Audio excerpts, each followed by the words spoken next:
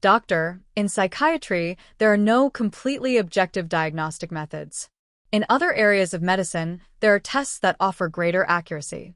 For example, if a patient has a lump on their foot, a biopsy is performed, the tissue is analyzed under a microscope, and an accurate diagnosis can be obtained, which provides much greater confidence in determining treatment.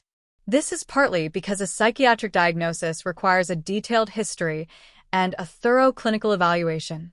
Often, the psychiatrist needs to see the patient 3 or 4 times before being certain of their true condition. It's not always possible to reach a diagnosis in a single visit, as no laboratory or imaging test can accurately determine whether someone has depression or anxiety.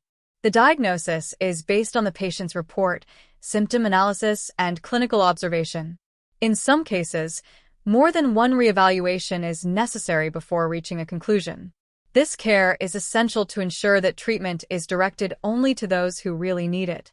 Doctor, do you believe there's an overprescription of antidepressants? Yes, I do. While many people experience depression at some point in their lives, as the numbers show, there are cases where prescriptions are overprescribed and often for inappropriate periods. The patient begins treatment, experiences some improvement, and then stops seeing their doctor, discontinuing follow-up. In some cases, they suddenly stop taking the medication, which can be harmful, leading to worsening of the condition and the need to restart treatment. In others, the person continues taking the antidepressant on their own, without any professional guidance, which is also unsafe.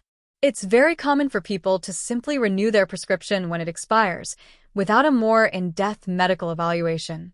Doctor, something I've noticed is that we don't have enough studies on the effects of continuous antidepressant use over 20 or 30 years. Some classic medications, available since the 1960s, already have a longer history of data. However, there isn't much data on the progress of patients who use these substances daily for 3 or 4 decades in a row. Our neural system is extremely plastic, that is, capable of constantly adapting and remodeling. Behavioral patterns and external stimuli can influence how neurons connect and reorganize. Prolonged use of certain medications can, indeed, affect the structure and communication between nerve cells, posing potential risks in the future. Despite this, it's quite common for these medications to be used continuously and predominantly, often without proper assessment of the true need for continued treatment for so many years.